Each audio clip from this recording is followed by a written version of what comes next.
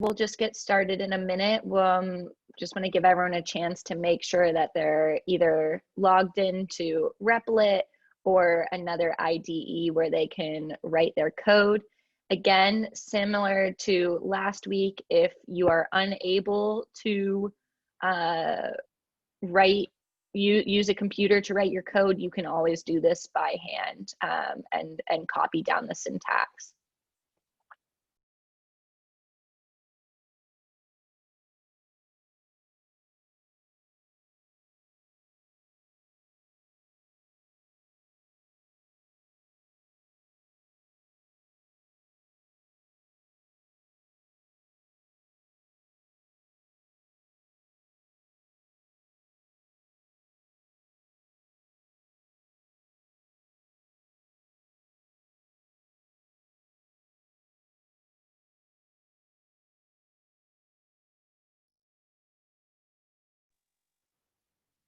Okay, we'll get started. Thanks everyone for joining us today. This is going to be part 2 of our mini course on Python. Once again,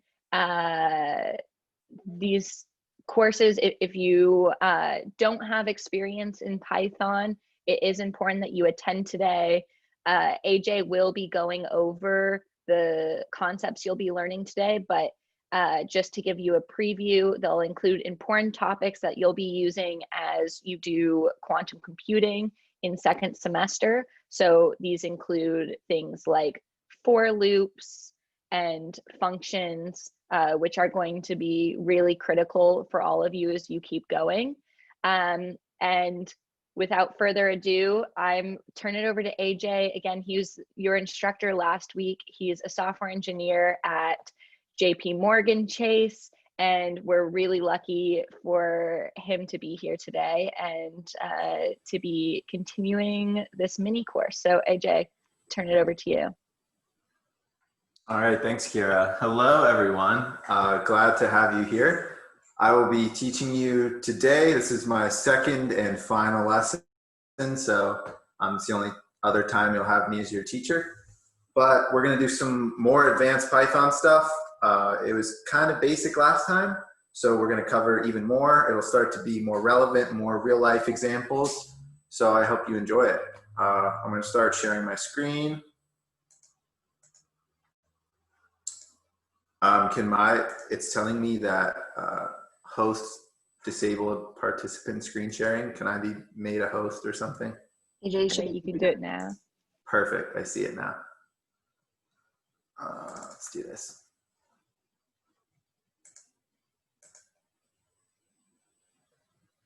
All right, cool. So a review of what we covered last week. Just the intro that is applicable to any programming language. These concepts that we learn, it's not just Python specific, although we learn them in Python. You could do print statements in Java, you could do variables in C++. So this is just programming knowledge in general. So print statements we learned multiple types of variables, integers or whole numbers, floats or decimals, strings in the quotation marks. Booleans, true or false, we'll be doing a lot more with that. So hopefully that starts to make more sense today if it didn't last time. We did some arithmetic or just math in Python. And then Boolean logic and lists you will see a lot more of today. So a popular question last time was about my job. So I do have a job as a programmer. So what does that look like compared to just sitting in Replit writing Python code? It's not that different. So the technologies that I use as a back-end software engineer is my official title. Normally there's 2 groupings of software engineers if you're interested in that career. There's a front end, what they call it. So that's more dealing with design of like an app you might use and press the buttons on. And then the back end is more what happens when you press those buttons. So what happens when I type a Google search and press search? What goes on in the back that I don't really see? That's what we call back end. And so for technologies, I actually use Java, not Python. But as I will continually mention, loops in Java, loops in Python, variables in Java, variables in Python, they overlap very nicely. So a daily schedule might include what we call a stand-up meeting. So that would be everyone in the team talks, says, this is what I did yesterday, this is what I'm going to do today, so that everyone's communicating and on the same page. And then you might get a task to do. You might say, oh, well, someone reported an error when you click this button, so go and figure out what is wrong with it. And pair programming is another big thing. So I know I'm just kind of talking a lot on this slide, but we'll get to writing code. Pair programming is when you sit with another person and you both code on the same screen. So it's really good to maybe like my eyes didn't pick up on something and then my partner's eyes pick up and fix the error right away. It's a very productive way to do coding. So we like to do that as well. And people, I don't know, I can see some questions. I feel like they're probably asking about SQL or SQL. So that's a database language. It's very simple to pick up down the road, but if you are trying to look for more challenge skills, you could try to look into SQL, but that's down the road. You want to mainly focus on this Java or Python first. And you can also use SQL with Python, so it's not just a Java specific thing. So if you are not already set up on Replit or VS Code or whatever you use to run our programs, now is the time to do that. So if you're on your home REPL screen, we will click this new REPL in the top left corner. We will select Python as our language. Don't worry, they just generate random words up here, and then create REPL. So new REPL, create REPL. So this is where we're going to be doing our work, same as last time. And let's get into some actual code now. So what we learned last time is how to print stuff to our user, but we want to add some functionality where now the user can respond to what I say. So not only can I print something, but they can answer and I can use their answer in my program. So the way that looks, sorry, I'm not in full presentation mode. I'll get a little bigger on the screen. Is we create a variable. This can be named anything. I called it my variable. And I do equals. So this is assigning equals. One equal sign just means that I'm going to assign whatever into my variable, whatever is on this right side. And we put the word input with parentheses. And that says the user is going to be allowed to tell us something. The user is going to give us this input. And you can put any text in quotation marks inside of this input. And it will prompt them with that. So whenever you see this line of code, it'll say, prompt the user to give some information here. And then the user will be able to actually type something in. So let's see how that looks in Replit. So I'm going to do one, same type of organization as last time. If you were here for that, I will do an exercise. You can just watch me, and then I will give you a similar exercise to do. So just watch for now. So I'm going to say name. I'm going to create a variable called name, and I'm going to use this input.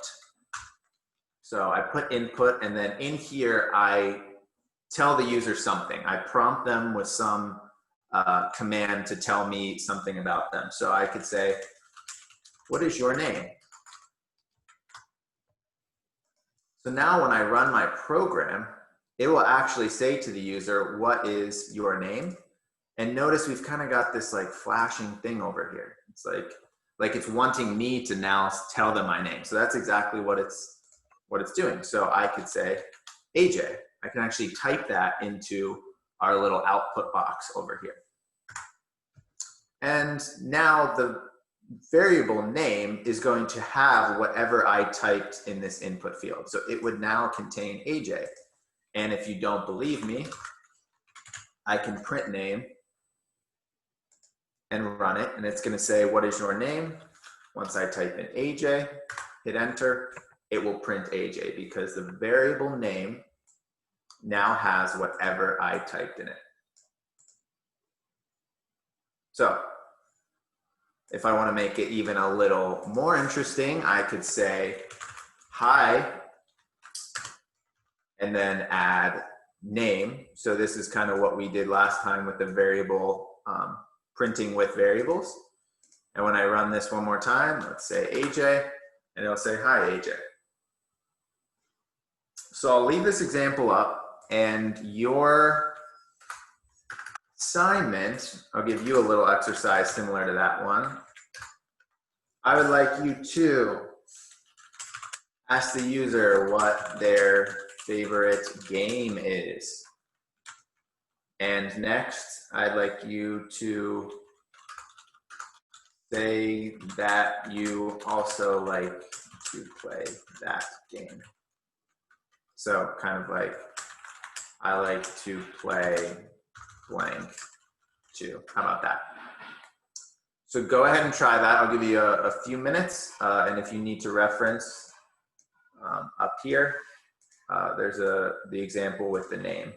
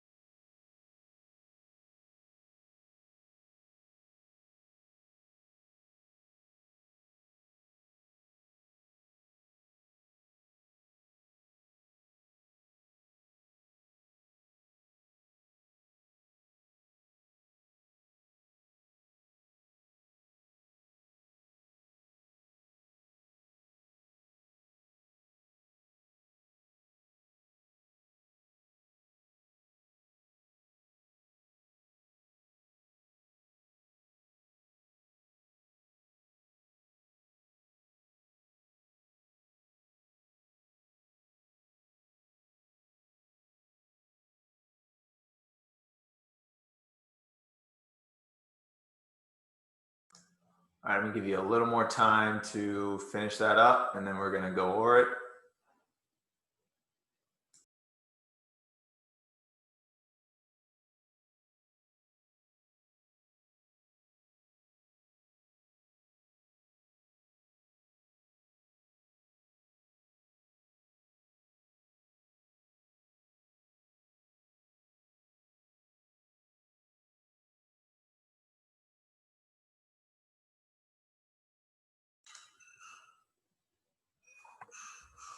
All right, so if you're not done, not a problem. We're just gonna go over it, and you can hopefully jot down the answer.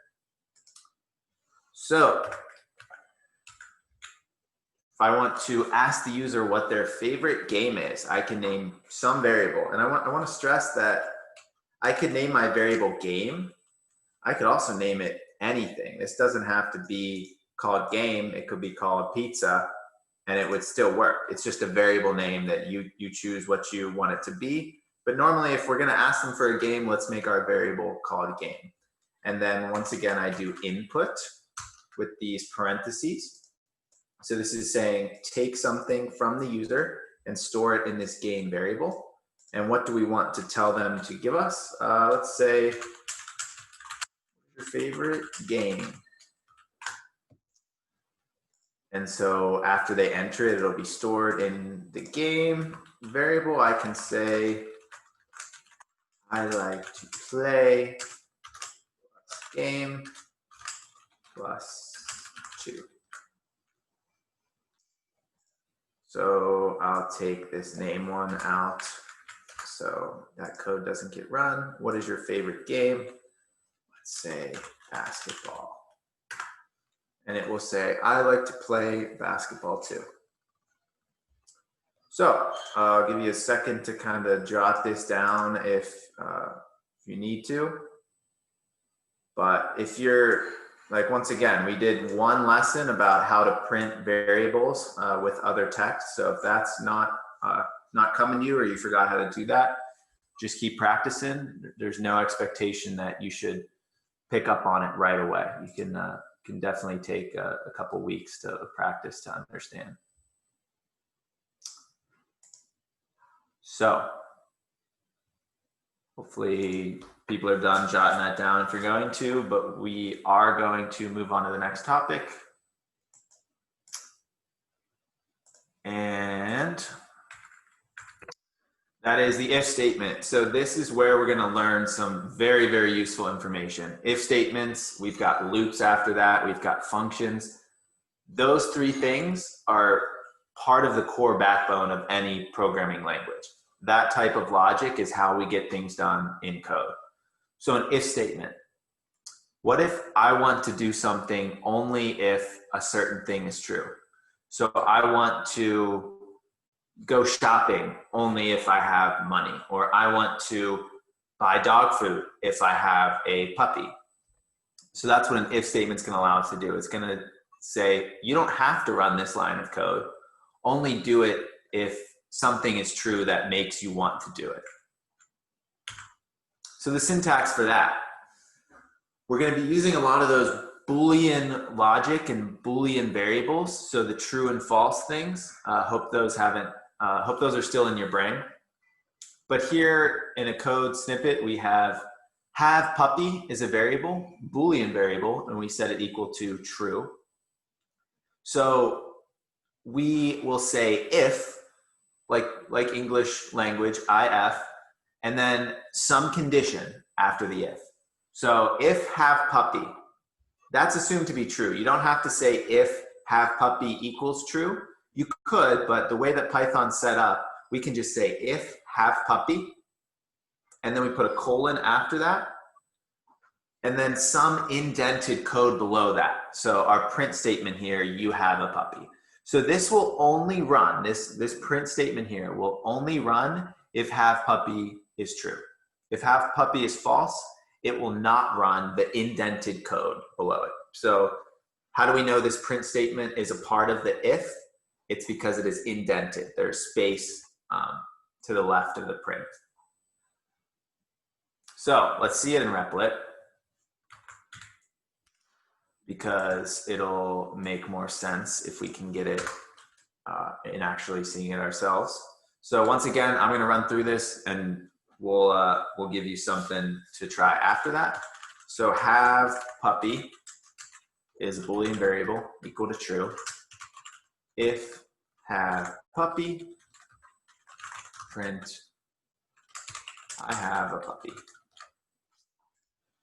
So it reads pretty well like English. That's the nice part about Python, is there's no brackets like you may see if you look at Java code or C code. It's just very straightforward. If have puppy, then print this. So we run that. Look at that. We have a puppy. Now what happens if I change this to false? Have puppy is false. Nothing gets printed. And that's because the way the if statement reads is only print the indented code. It doesn't have to be a print statement. I could do something with a variable down here. I could say x equal 5 if I wanted to, but only do indented code if this condition is true. So you could also, as I've said before, if you want to say have puppy equals true, If that makes more sense to you to do it that way, you can start by trying that, but just know that it will evaluate it to if something is true already. You don't have to do equals equals true. That's kind of like the default. All right, stick with me. That may have been something new to you, where we're going to practice it a bunch, but I do want to go over one more thing before I give you guys exercises. So what if we want something to happen only if a certain condition is true again? So if you have a puppy, then you should buy dog food. But what if you don't have a puppy? What if there's something else you want to cover every other case? So if I have a puppy, do this. In any other case, run this kind of default line of code. And that's what an else statement is going to allow us to do. So syntax for that. Let's say our max weight for a truck is 10,000 and our truck weight is 5,000. So this if statement is going to say only if truck weight greater than max weight is true, only if that condition is true, do the indented code.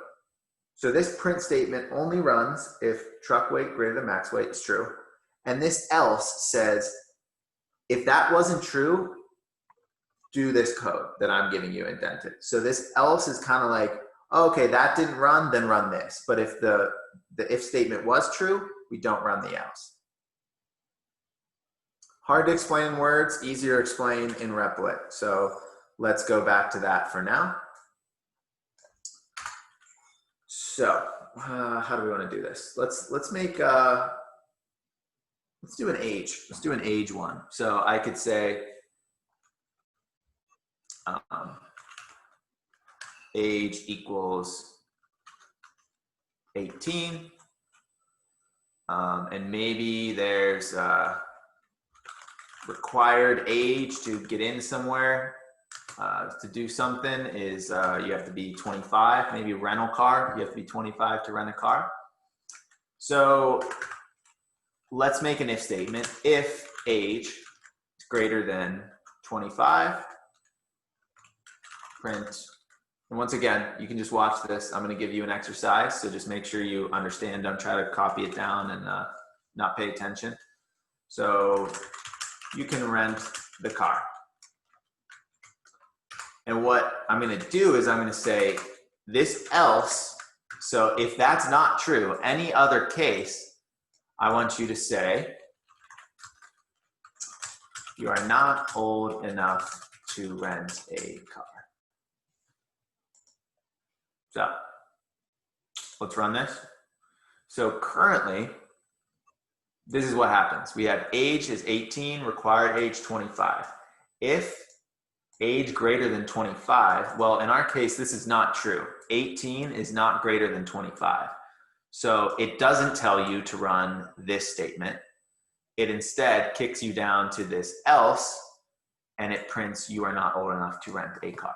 So that's why we see this when we run our program. However, what if I change this to 28 up here and I run it? It's now going to tell me you can rent the car because 28 is greater than 25. So it runs this and it doesn't go to the else. So this is a super important thing. As you can imagine, anything that needs programmed, if it's a cell phone, if it's an alarm clock, if it's something to feed your dog, it has to know is it 3 o'clock? If 3 o'clock is true, then feed the dog. So that this type of logic is the backbone for a lot of programming concepts. So now I'm going to give you all one to try. And how about temperature? So I want you to make a variable called temperature. Set it equal to any number. This is step one.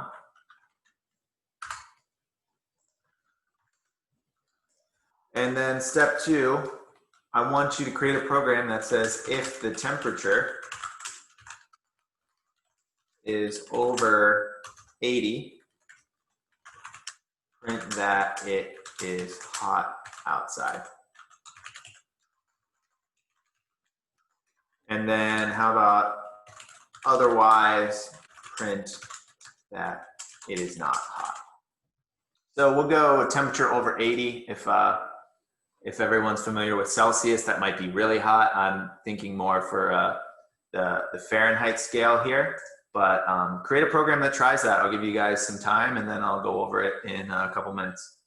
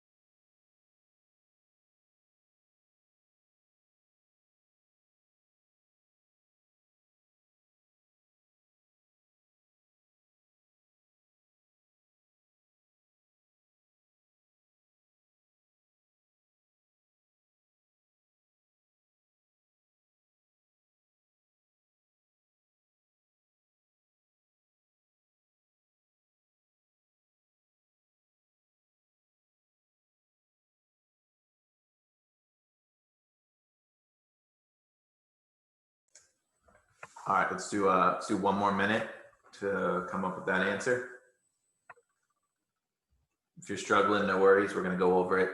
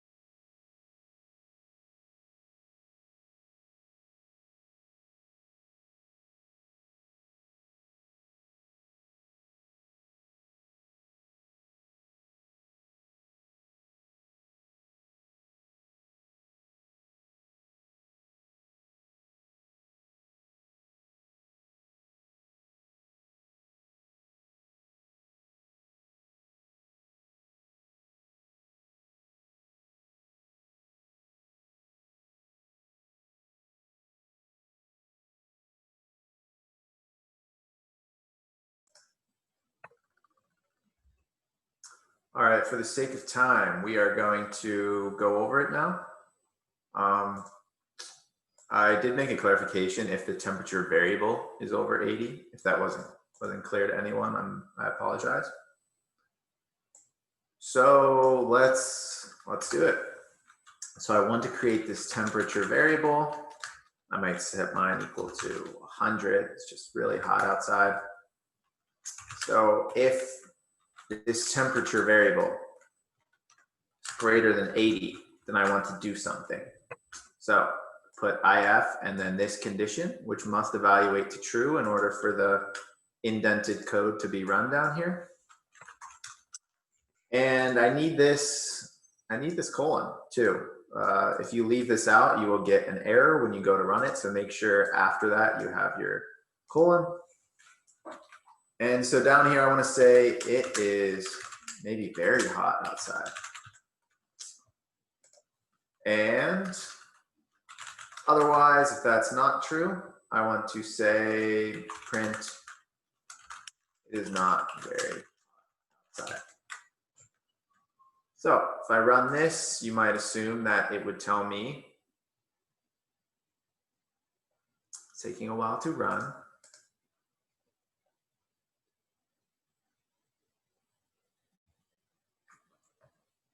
All right, I might have to refresh. Oh, there it goes.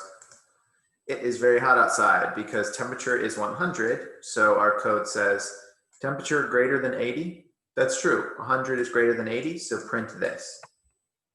And then skip over the else because we printed this.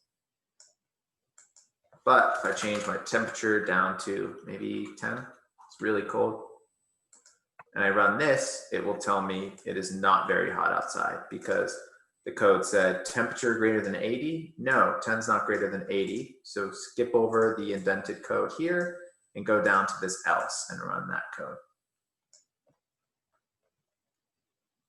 So I hope this is making sense. It's very difficult to convey through words. I suggest that you just keep practicing the examples. That's the best way to understand it. But go ahead and jot this down if you need to.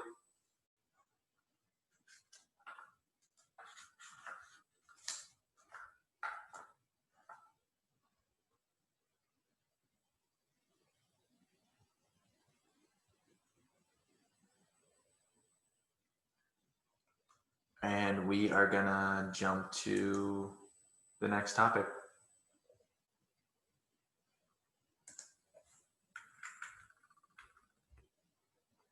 And that next topic is loops. So there's two types of loops. We have the two most popular types of loops, I should say, while loops and for loops. So we will only be covering in this, for the sake of time, we will only do for loops, but while loops are important. And if you want to look that up on your own time, feel free to. It is true that anything you make with a while loop can be done in a for loop, and anything you do in a for loop can be done with a while loop. So don't get too stressed about these. We're going to cover for loops in this lesson. So what if we want to print every item in a list? So I have a grocery list and I make it in my Python program, and I want to print out every item. Well, the way that we can do this is we create this list. Hopefully you remember how to make a list from last time. They've got these square brackets, and then this is, I don't want you guys to jot this down because this is slightly off. I will make it in Replit to make up for that. So let's go straight there. So grocery list equals, and I'm not sure if anyone knows what's wrong with that, but I can't access my tabs up here.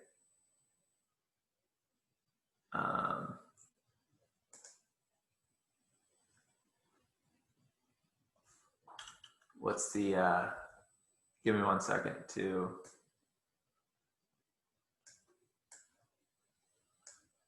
figure out how to do this. Okay, lovely.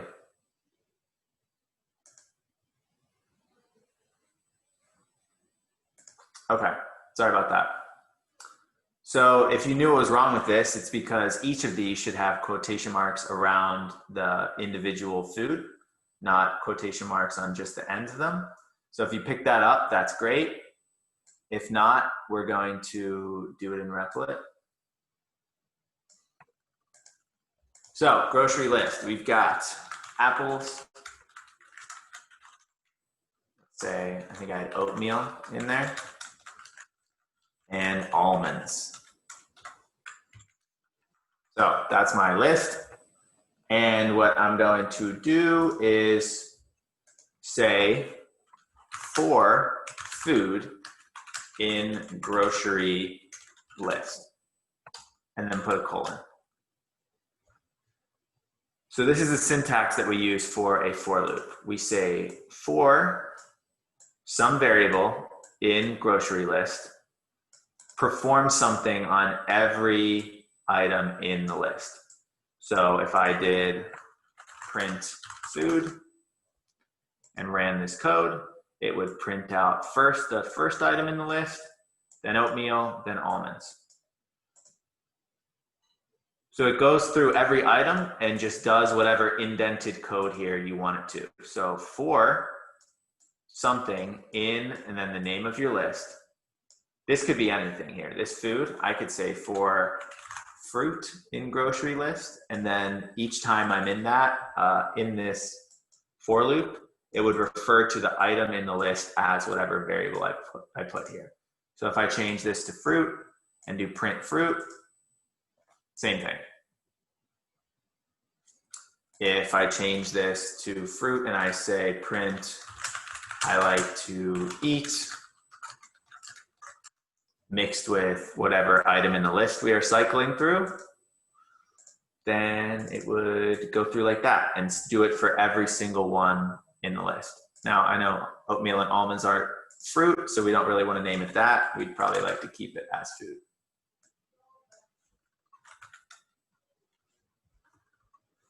So let's try to put some things together. I'm going to do, that's the ultimate goal here. We want to take everything we learned last week, mix it with a little bit of stuff that we learned this week, and ultimately build these giant programs that will accomplish things that we actually want to get done. So I'm going to do an example, a different one with loops, and then I will ask you to write me your own for loop program. So bear with me here. It's going to all come together. I'm going to start using if statements. I'm going to start using user input. So how about I create a variable named meal, and I say, what would you like to eat? Or how about what meal would you like? And then I have a variable called side, and I ask, what side would you like? And maybe this is all the while at, I can first say, welcome to AJ's restaurant. So I'm creating this giant program for AJ's restaurant. It's going to ask the user, what meal would you like? And it's going to hold on to that for later use. It's going to add a side or collect some side from them, and maybe dessert too. So I can ask them, what dessert would you like? And now I want to create maybe a list called food. So I create, this is just an empty list right now. So food is a list variable with nothing in it. And maybe I want to add the stuff that I got from the user to this list. So remember, we got the meal inside, and we can do append that we learned last week to add something to this food list. So I add the meal, I add the side, and I add the dessert. So let's pause for a second and look at this. So what have we done? We give a little shout out at the beginning, welcome to the restaurant, and then we collect some data from our user and then add it to the list. So if I were to print my list down here, let's see what happens when I run. So welcome to AJ's restaurant. What meal would you like? So it pauses here because it won't go to the next line of code until I say what meal I'd like. So how about I would like, let's go with pasta I want as a meal. What side would you like? I will take applesauce. Dessert, I would like pie. So notice that it has taken the three things that the user entered and then put them into this list. So we have everything that they ordered stored in this list. So at the end, I want to say, your order is, and then I want to loop through that list using a for loop. So I can say for item, whatever you want to say here, you could say for X. This can literally be anything. For item in food, do something. So I will print just the item. So watch what happens when we run this code. I'll say pasta, side, applesauce, dessert, pie, and it will say your order is pasta, applesauce, pie. Because we loop through, we say for anything we make up in food, oops, for item in food, just print the item. So it takes our list and just prints out every item. So this might be useful for maybe like a restaurant order taker, digital order taking. So I hope that starting to make things come around. If we also want to say, if we want to add to this maybe, we could say an if statement in here, if item equals pasta, oops, sorry. So maybe we print item up here and then we say if item is equal to pasta, then maybe print I love pasta. So notice now we're adding an if statement inside of a for loop. And when I run that, it will sauce pie. So it will say pasta, I love pasta, but then it won't say I love pasta after the other ones because it checked this and only did it when the item that it was looking at was pasta. So just, it's all hopefully coming together. It's going to take a lot of time to understand. If you have a lot of experience with this, then great job. Keep plugging away. But I just want to show you how this can all come together in an example.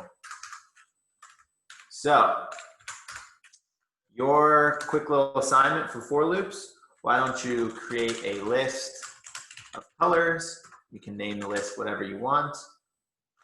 And then print my favorite colors are. And then loop through the list and print out each color. And I will leave this example up for reference. So go ahead and try that now. Use a for loop for step 3, please.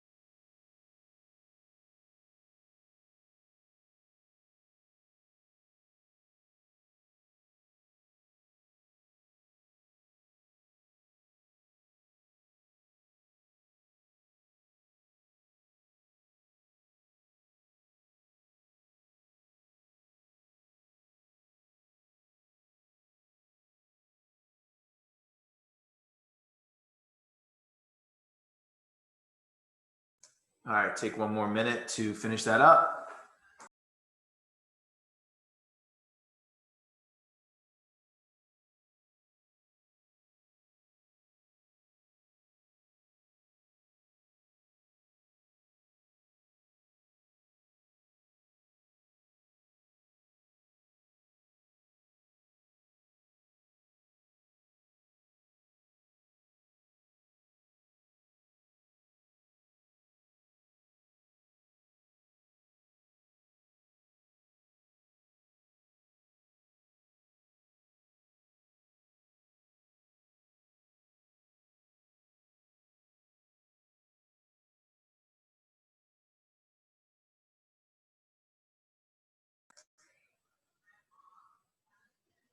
All right, so we are going to go over that example now.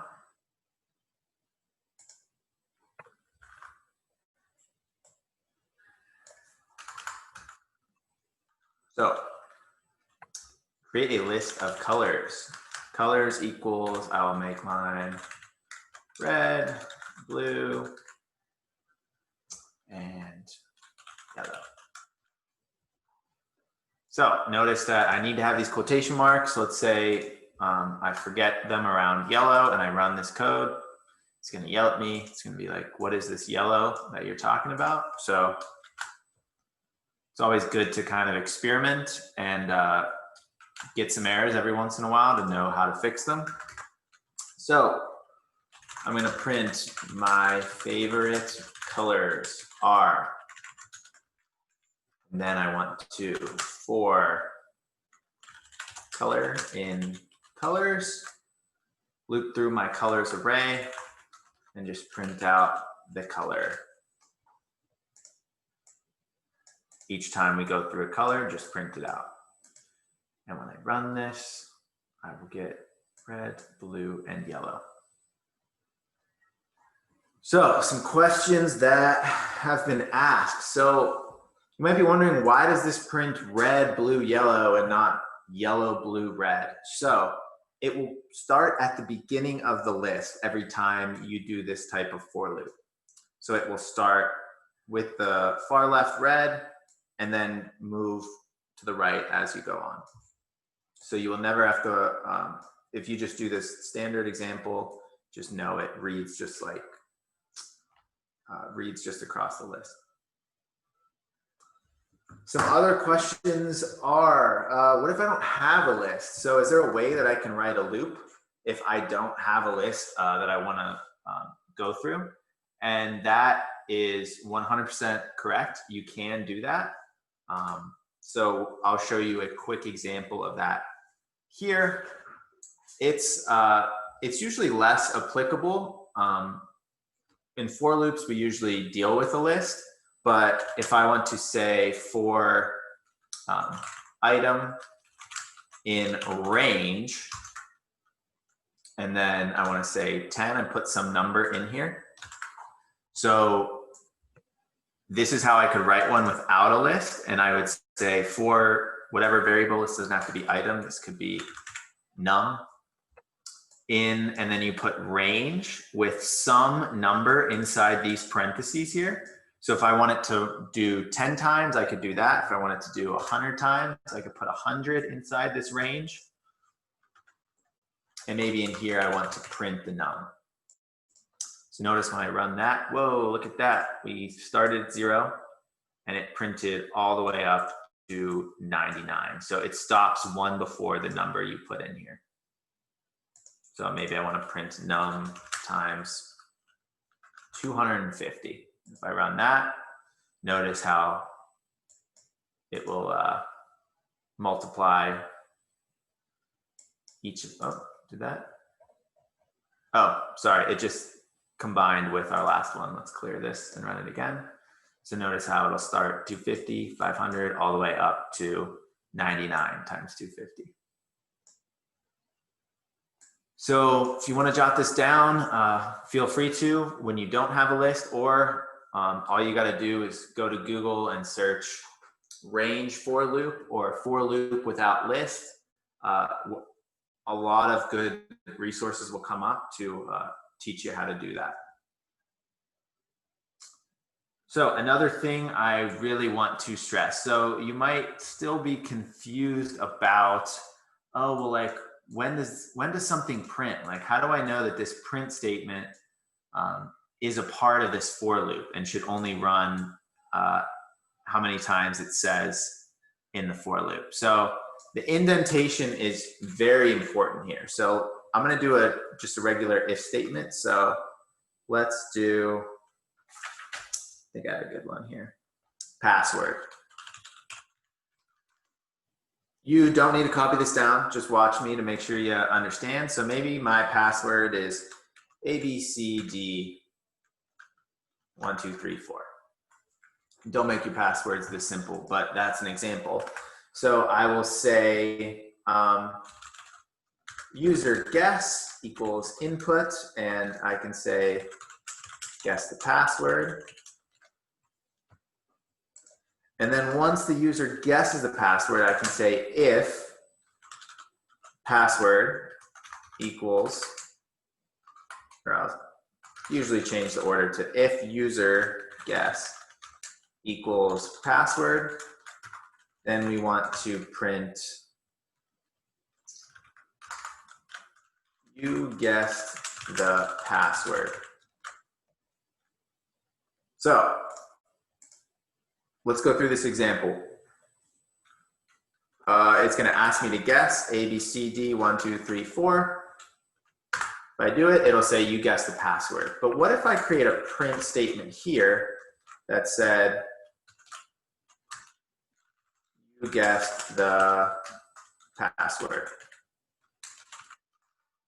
Yay. So if I run this code, this print is not indented. So this print does not belong to this if statement, and it does not have to meet this requirement of user guess equaling password in order for it to run. So if it's asking me to guess the password again, I can say ABCD1234. I'll guess it correctly. And it will tell me I guessed the password from this one, but then it'll print this down here as well. So what if I say guess the password and I say Apple? It's still going to run this print down here. So it does no longer need this condition because this is not indented. This will run every single time you run your program. The indents mean that it belongs to the lines above it that it is indented from. So this shouldn't have printed. It said, you guessed the password? I didn't. I said it was Apple, and it's not Apple. But if I tab this in, I say this print also belongs to this if statement. And I guess Apple, it won't tell me I guessed it because this print checks if you guessed correctly. So the indenting is a huge, huge, huge concept. If you've done any other work with Java or C, you might have brackets that tell you when code belongs to that. But in Python, it's purely indentation based. So the way you know that a block of code is part of an if statement, part of a for loop, part of a function, is if it is indented, its line is indented from the start of that for loop or if statement. So that's another thing I really want to stress. So I hope you guys are catching on. I'm sorry I'm doing a lot more talking. I really want to make sure that you guys do more examples on your own.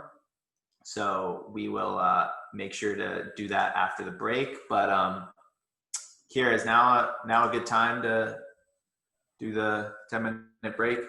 Definitely. All right, cool. So we'll let you guys go for 10 minutes. Back here at around in 10 minutes, I would say 3:05 if you're on Eastern time, but we've got people everywhere. So in 10 minutes, meet back and we'll start the second half.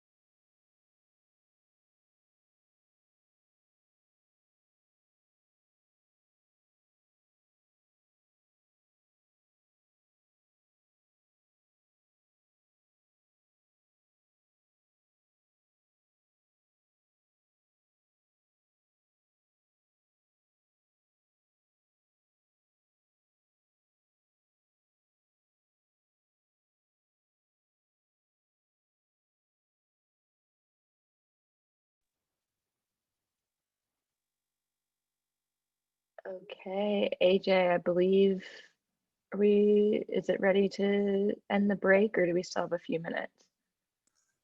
We got a couple minutes. Okay.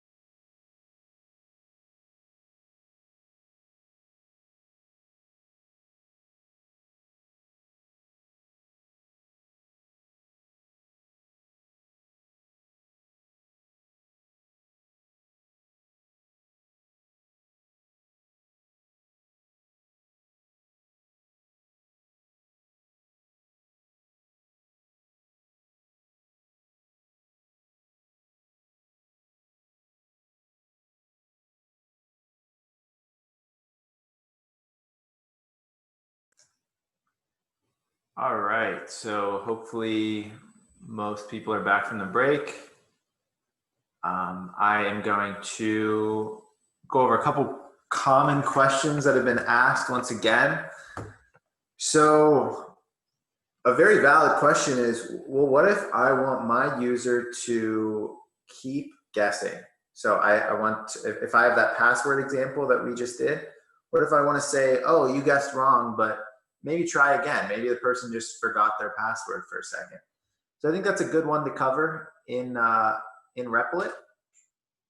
So I'm going to head there now to try that out. So normally, I think the best way to do this in code would be with a while loop, but we can do it with a for loop too. So password guesser again, let's say our password is, let's just say ABC. Let's keep it short for here. And then we have our user guess. And we have them say, guess the password. So here, what I can do is I can say,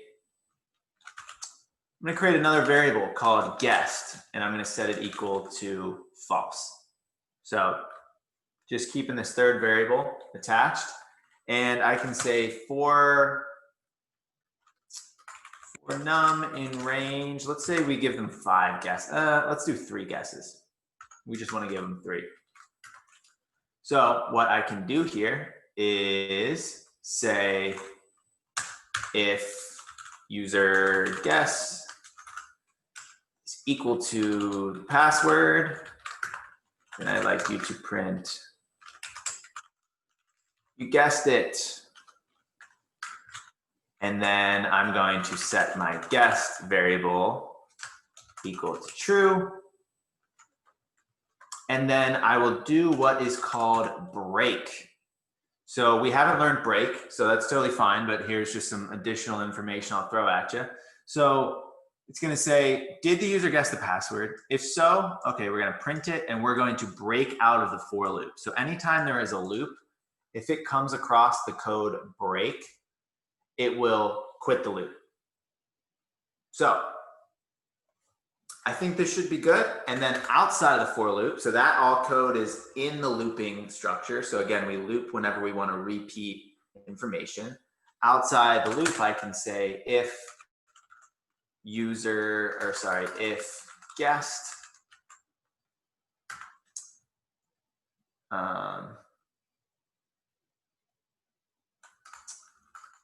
if guessed, I will say does not equal true, print, sorry, you are out of tries. So I didn't really think through this. Let's see if it works. So guess the password. Let's say I say pizza, and it's gonna say, sorry, you're out of tries. Let me try to see why it said that.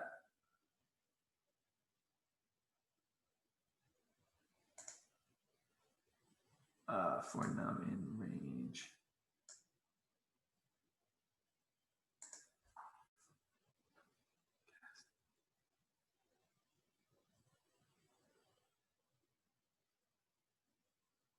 Oh, sorry. All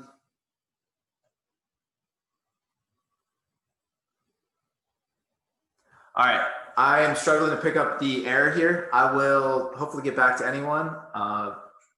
Big applause for anyone who can pick up my error and send it in the chat, maybe, if you're really good at this stuff. I don't want to spend too much time dwelling over this, trying to find the error. So let's move to the next topic. Next time you guys are working, I'll try to figure it out, and we'll clear it up. So functions is the next topic we want to discuss. So let's think of a scenario here. We've got Michaela's birthday, and we want to say happy birthday, Michaela. Say how old she's turning. Maybe Michaela's turning 32. I hope you have an amazing birthday, Michaela. So maybe this is at like some entertainment event, and it's people's birthdays, and it's printing out a bunch of stuff. So I want to print that for Michaela with my program. And then I also want to print the same thing for Ivan, Sam, Jorge, Sandesh, Isabel. There's so many people whose birthday it is. So in order for me to do this program the way that we have currently learned, I would have to comment this out for now.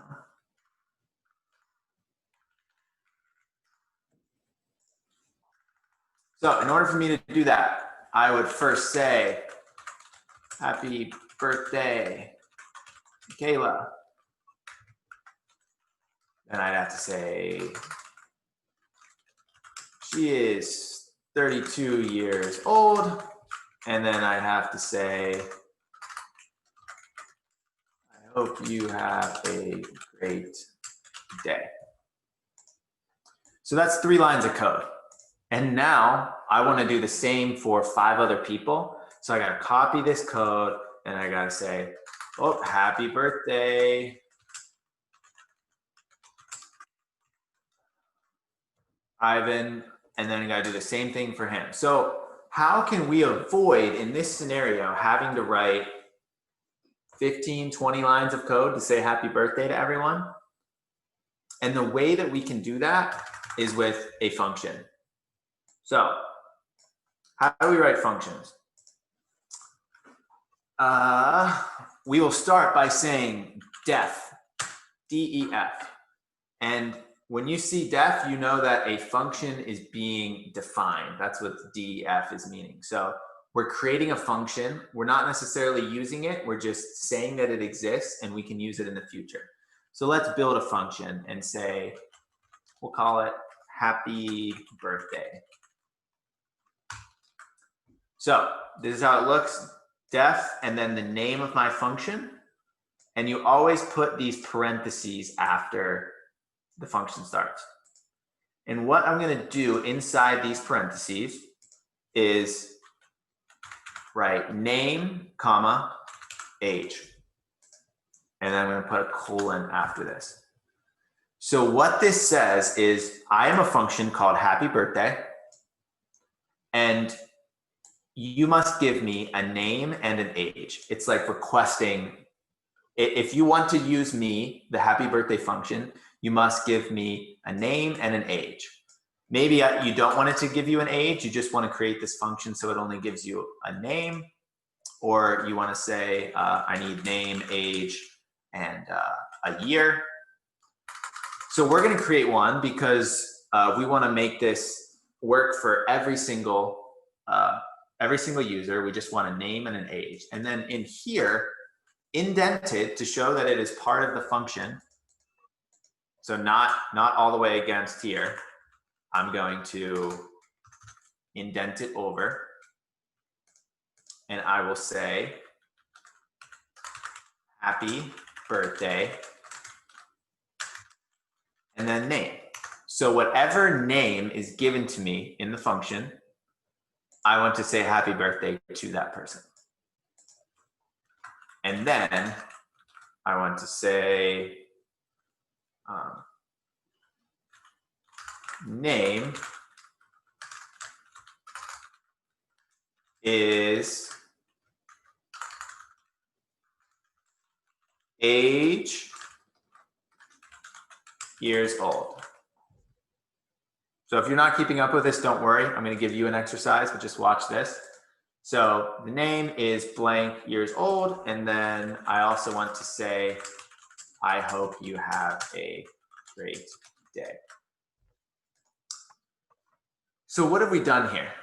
What I've done is I've created this little template. A function is sort of like a template, and it's saying, instead of having to repeat code over and over, I can just call this function. I can create this function that says, hey, give me a name, give me an age, and I'll do whatever you want me to. So if you have multiple names, if you want to do it for 5 different people and say happy birthday, then I'll do that. And you only have to write the code once, and I'll do it every single time you want me to. So this is our function. We've created this, and when I run it, you won't see anything because we didn't execute any code. We just said, here is a function that you're allowed to use. So how do we actually call the function? Well, we do that by saying happy birthday with these parentheses. And watch what happens if I run this. It's going to say, oh, wait a minute. Like, I agreed that if you were going to call happy birthday, you would give me a name and an age that you want me to use, but you didn't do that. So it throws an error. So let's give it a name. Who did we want to say happy birthday to? We wanted to say happy birthday to Michaela. And what was her age? We're going to say 32. And when I run this, oops, I'm going to have to add a little str to convert it to a string. We have not learned that, so I apologize, but we'll get to it. So look at this. All I did was type happy birthday, and I said use name Michaela and age this, age 32, and it printed all of the things that I wanted to for that. Now, I had other people I want to say happy birthday to. So instead of having to print all of those different print statements for each one, I can just refer to happy birthday, give it Ivan, and maybe give it Ivan's turning 19. Run that. Look at that. It did it for Michaela, and then it also did it for Ivan. How about a couple more? We can say happy birthday with AJ. It's not my birthday. Don't give me a birthday shout out. And for age, I can say 23. And then run it. Look at that. Now it's saying it's repeating these lines of code with the variables that you give it in that order. So the reason it knows that this is the name is because that's the first one you give it. And the reason it knows this is the age is because that's the second thing that you give it. So we just wrote in 8 lines of code what would have taken us probably about 15. So that's the goal here. We want to shorten the amount of code we have to write to get something done. There's a lot of questions popping up. I feel like it might be around this. And what this does is it converts this 32 into a string type. So whether I print 32 or I print 32 with quotation marks around it, they will look the same here, but it is just a matter that 32 is an integer type and 32 down here is a string type. So whenever we're printing, we want to use the string version. So that's what this does. It converts this 32 into this 32. So sorry that that kind of came out of nowhere, but it is good to know, and don't worry too much about it for now. It's not a key concept, but it is good to understand. So here's a function. And now I want you all to try one on your own. I want you to give you these steps here. Step 1, create a function called, call it restaurant, that takes in a food and a price. So instead of name, age here, you will have food, price. And I would like the function to print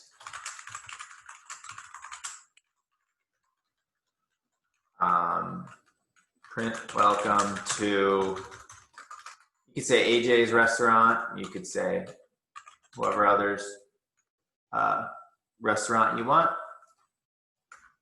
And then I want you to print that the price of blank is blank. And so blank is food or price. So let's do, in case that doesn't make sense, let's say price of food is price. So that you will say for the given food and price, you will print that price of food is whatever the price you're given is. So hopefully that makes sense. And then we are going to actually call the function with maybe pasta and 350. And then we'll call the function with salad and 225. Actually, let's just do 3 and 2. Let's stick to those, just stick to whole numbers for now.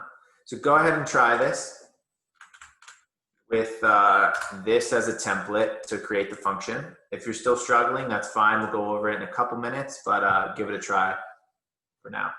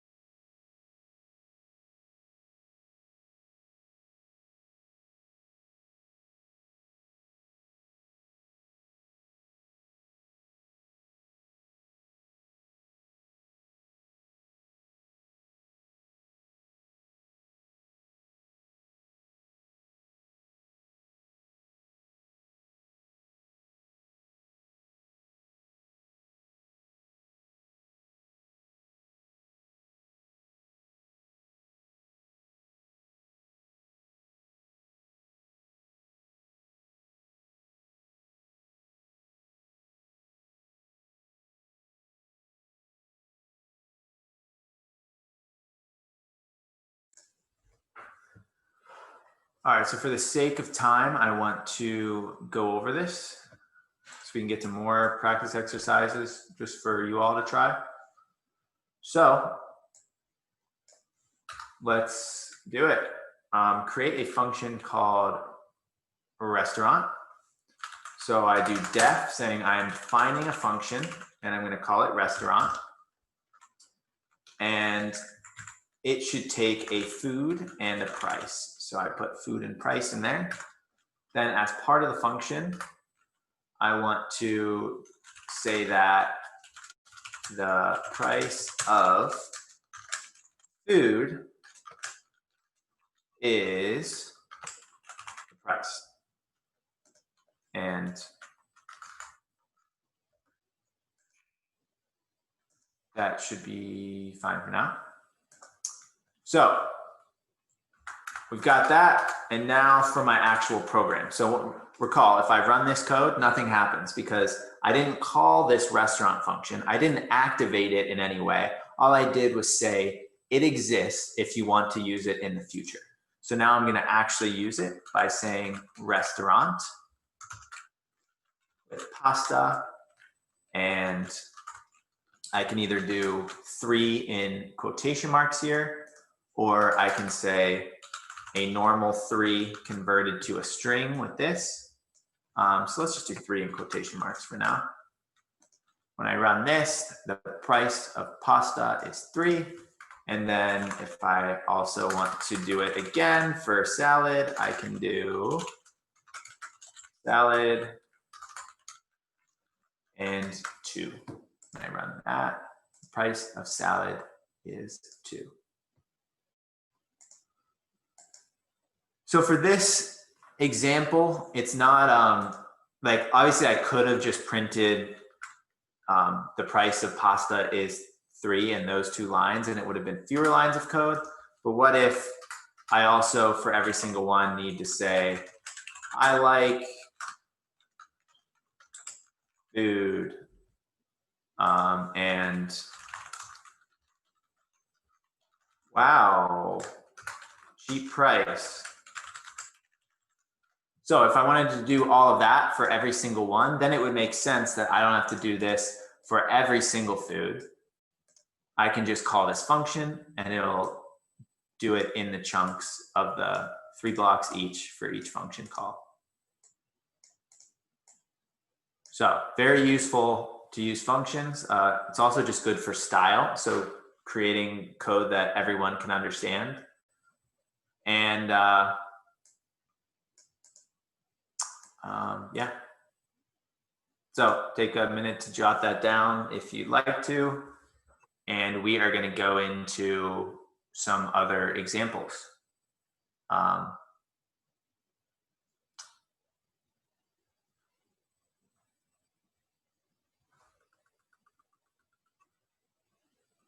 All right, hopefully that's enough time. If not, I can get it for people afterwards. I did figure out what was wrong with this other one.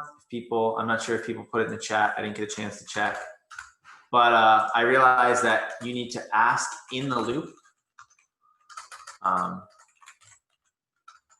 If I say again in here, user guess equals input guess again. And then I run this code, it'll say guess the password. If I say 1, 2, 3, say guess again, try again, okay, try again. Sorry, I'm out of tries. Or if I try it, 1, 2, 3, it says guess again, and then I guess correctly, ABC, you guessed it. So that's the finished code for the password guesser. I could make it more options if I change this 3 here. And I guess also never give up. If you're stuck on something and you're like, wait a minute, that didn't work, don't quit trying. That's a big part of coding, is also figuring out what mistakes you made. So mistakes are more than welcome. So let's go back to the slides to do some review. So what did we talk about? We did input output. We can now talk to the person running our program, get some input from them, use their input in some way to create our logic. So We can do something only if they tell us to. We can do something maybe a higher or lower number depending on what they tell us. We can scale it that way. We learned conditionals. So that's just another word for the if statements and the else that comes along with the if. Loops, we focused on for loops. So just once you learn one, then maybe you can try the other, but it's similar to Python versus Java. They can each be done in their, you can do a while loop with the for loop. It's just a different syntax. So don't worry about learning everything under the sun. And functions.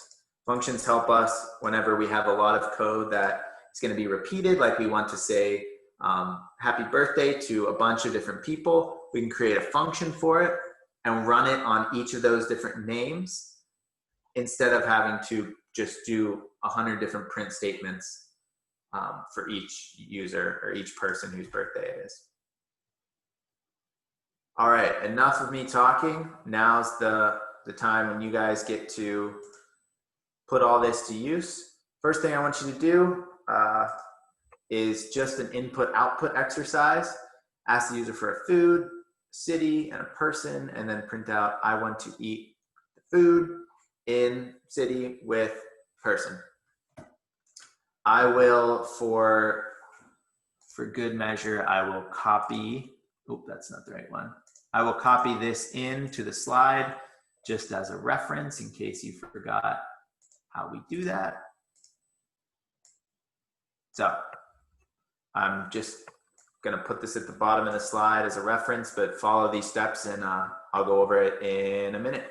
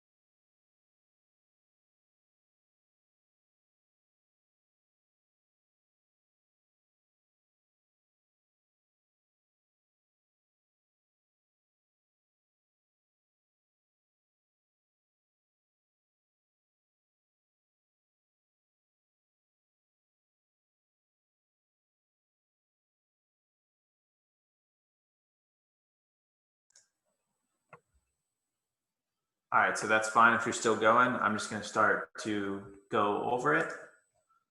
I also noticed that, like, you guys are great. I saw people in the chat that were picking up on what I had done wrong. So thank you for all those who pointed out that mistake. That's another reason why we do pair programming with two people looking at the same computer. So for this example, we want to ask the user for a food. So I create my food variable. I say, give me a food. I create a, I think it was city and person. Is that what we're doing? All right, so city variable is give me a city. And person variable, I will say, give me a person. And I can print out, I want to eat plus the food plus in plus the city plus with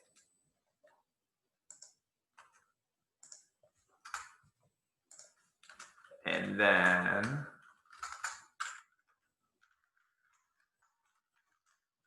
Person. So give me a food. Let's say I want to eat pizza in Rome with AJ. I want to eat pizza in Rome with AJ. So that's how we get just some practice with getting user input. Now, one thing that you might struggle with is you do need to include spaces in between the words that you give. So a common, very, very common error is to not put a space after eat. So it'll just be like, oh, I want to eat, and then the food, and then no spaces here, just the word. But when I run that, notice that it will not, you need to actually enter the spaces, otherwise it won't put any space in between food and in. So if you've been struggling with that, make sure you include the necessary spaces, because Python isn't smart enough to pick up that you might have wanted a space in between those words. So great job. Hopefully that was good. We're going to keep plugging to the next exercise. So this is going to deal with some user input and also some if statements. So I will copy in the if statement syntax for reference if you need it. And if not, go ahead and try this exercise. Oops. I'll give you a minute before I go over it.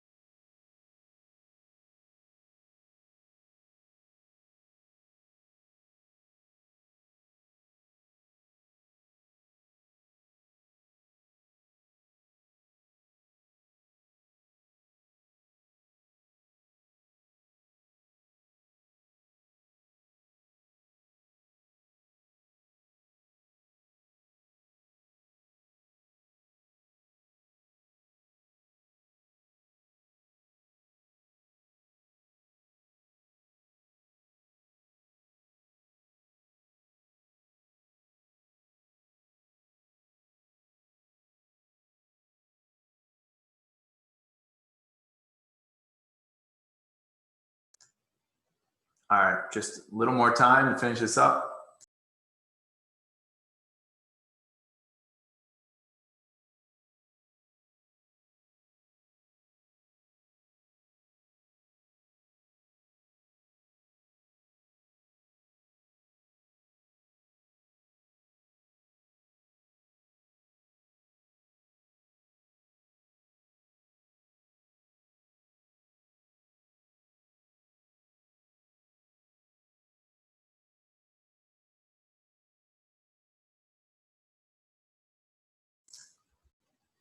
Once again, totally fine if you're not finished, but we are going to go over it. Let's start. So we want to know what day it is. So I can create a day variable. What day is it? Or what day of the week is it? Might be a better question.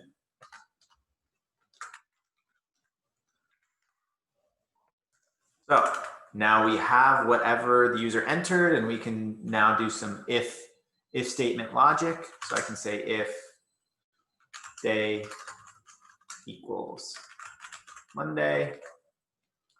Maybe I could say, could also say, don't use capital letters, so that they know that they shouldn't, because that might throw off some equals errors if it's a capital M Monday versus a non-capital. So make sure that's an easy error that could come up, and you just have to make sure that you account for that and your user knows what they should enter. So I want to say maybe Monday. Maybe that really excites people on Monday. Maybe if the day is Friday, I can do almost the weekend. And maybe if day is Saturday, I can do it is the weekend. So could do more. I'm just gonna do these three for now to prove that it works. You could say what day of the week it is. Don't use capitals. I might say Monday. It'll tell me it's Monday. If I run it and it says what day of the week is it, oops. And I say pizza, it's gonna say nothing back to me because it didn't get any of these if conditions in order to print. None of these were true, so it didn't print any of these. And hopefully you get the point, same thing Friday, Saturday, but let's move on to another review. So this is a challenging one, very, very challenging one. If you have previous programming experience, hopefully you're able to do it. If you haven't, and this is all new to you, give it your best shot. I won't spend too much time, but what I want you to do here is create a list in your program. And I want you to set Z equal to this list here. So I don't know if Replit will let me paste, but I'm gonna just create Z for you guys. So not seeing paste in here, but 46, what else we got? 612, got 44, 305, and 487. So we've got this list. What I want you guys to do is create a for loop that helps calculate the average of all the numbers in the in this list. So average, for reference, is all numbers added together divided by total numbers, which is in this case 5, since there's 5 numbers here. So see if you can create a program that uses a for loop and calculates that average. I will, hopefully you got this, you can get this in your Replit, but I'm gonna leave it on this screen. It still has the explanation for the average, and you can see Z here. And here's an example. Here's some starter code that you could type down. So you will need another total variable that's kind of like a hint for this challenge. And you'll want to write your code where this comment is here, write your code. So feel free to copy this down when you're trying out this one. And we'll give it a minute or two and then we'll go over it. Very challenging, so don't be discouraged if you can't get this one.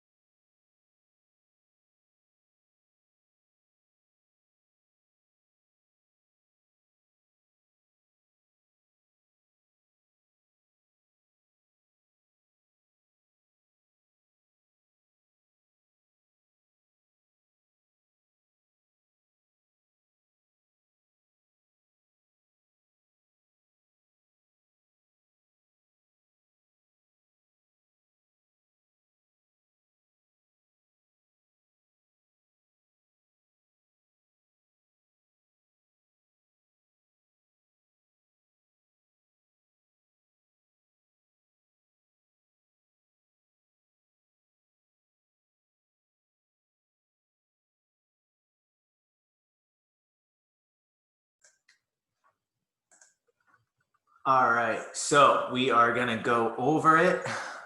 I'm seeing some chat messages that this is kind of tricky, and I want to stress as much as possible. It's great if you've had experience with this, but I didn't start doing any of this until I was 19 years old, which I don't even know if any of you were 17. I don't think you guys are, you're way younger than I was whenever I started learning this stuff. So don't be discouraged if it's challenging. So let's get it going. I should have kept my Z because I have to type this out real quick.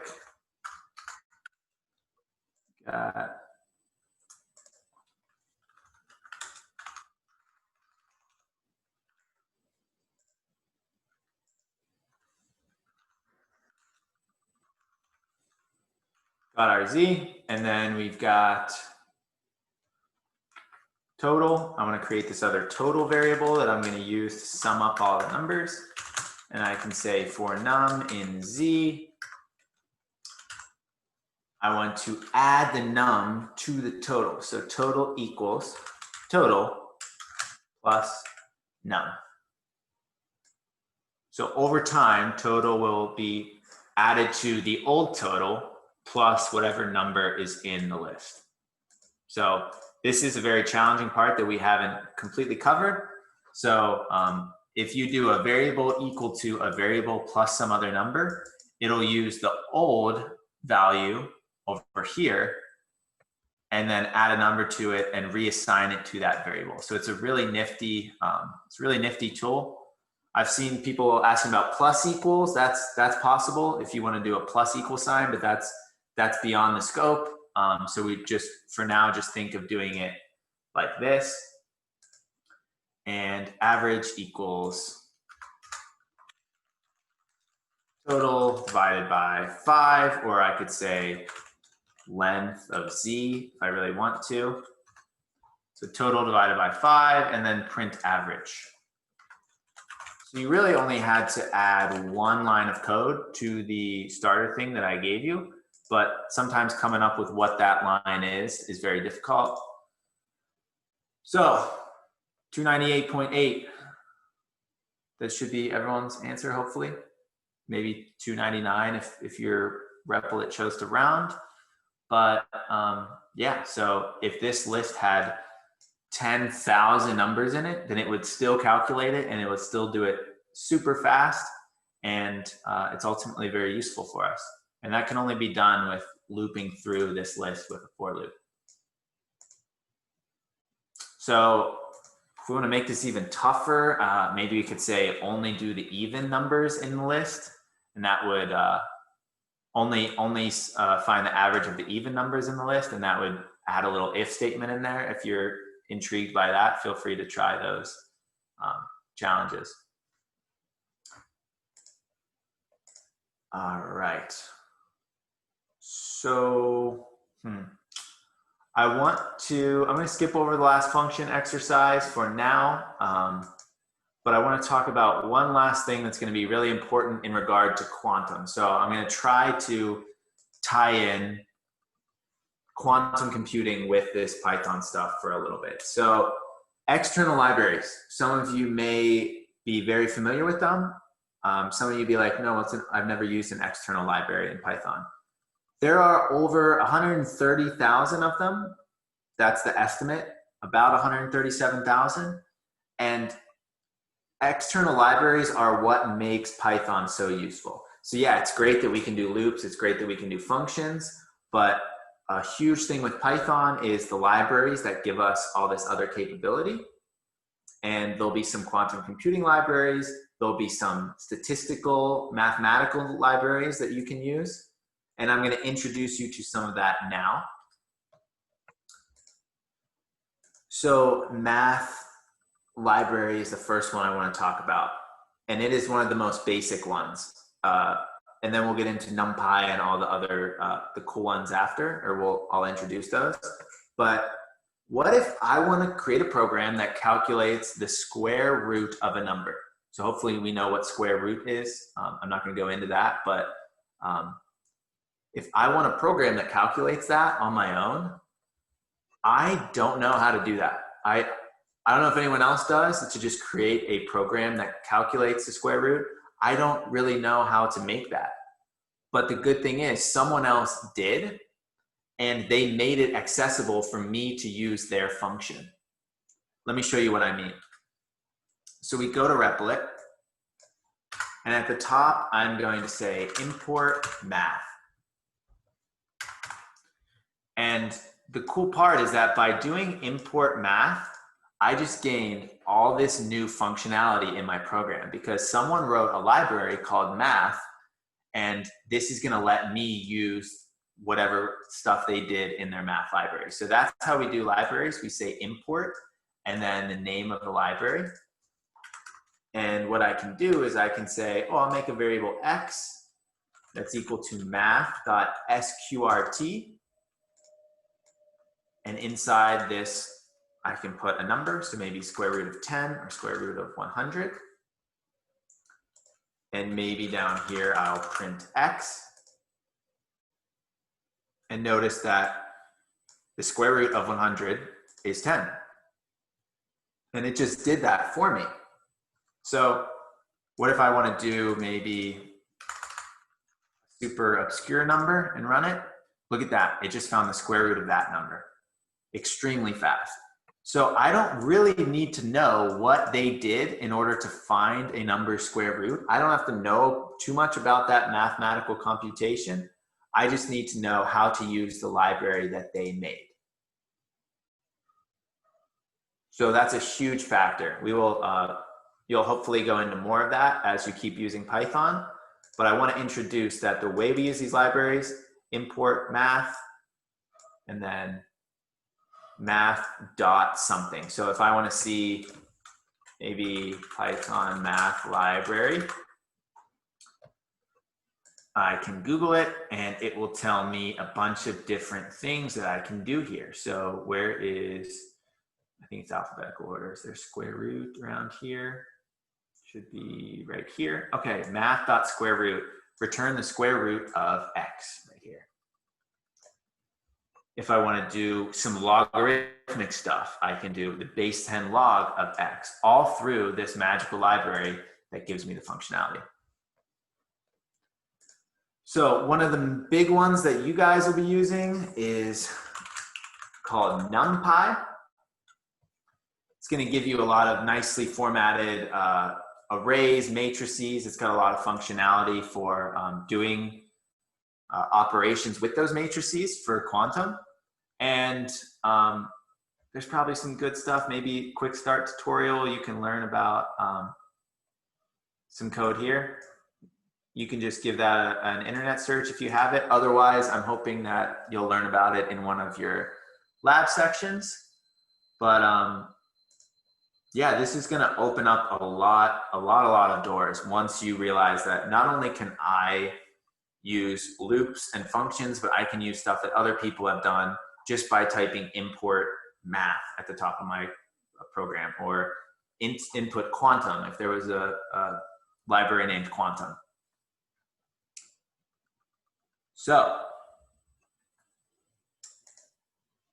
I think that's all I am going to be teaching you about Python. I hope this was a lot of information, hopefully some new, maybe some old if you've done programming before, but keep trying. I dumped, honestly, a college semester, a university semester worth of information on you in the last 2 weeks. So keep practicing, keep working on it, and you'll just keep getting better. And hopefully you enjoy the problems and solutions you find along the way. Thanks so much, AJ, for this week and last week's lecture. As AJ mentioned, this is the last lecture we'll be having on Python. If you're still struggling, that's okay. We wanted to make sure that we gave an overview of the Python basics this semester, so we could make sure that there was time for all of you to practice in the coming weeks and over winter break. Just a few quick announcements for this week. So one, labs are back. this week, so please attend your lab. We will be having labs this week. And then second, you must submit your homework on Canvas. So even though you may use Google Collaboratory or Jupyter Notebooks or Replit to practice the different homework problems, please make sure you are submitting the homework on Canvas so that way it can be graded. I do want to note that because Canvas requires some of the problems to be in multiple choice format, the questions might be slightly different than the Jupyter Notebook or the Google Colab. So make sure you're following the directions on the Canvas homework assignment. And I believe that is it. Next week, we will start getting into the basics of quantum mechanics. So we've spent the last several weeks learning Python and learning the math. All of this has been building up. So now we have the foundational tools we need to really start our journey in quantum. So very excited for next week. Thank you all again. And thank you, AJ, for the great 2 weeks of lectures. So thanks everyone and have a great week.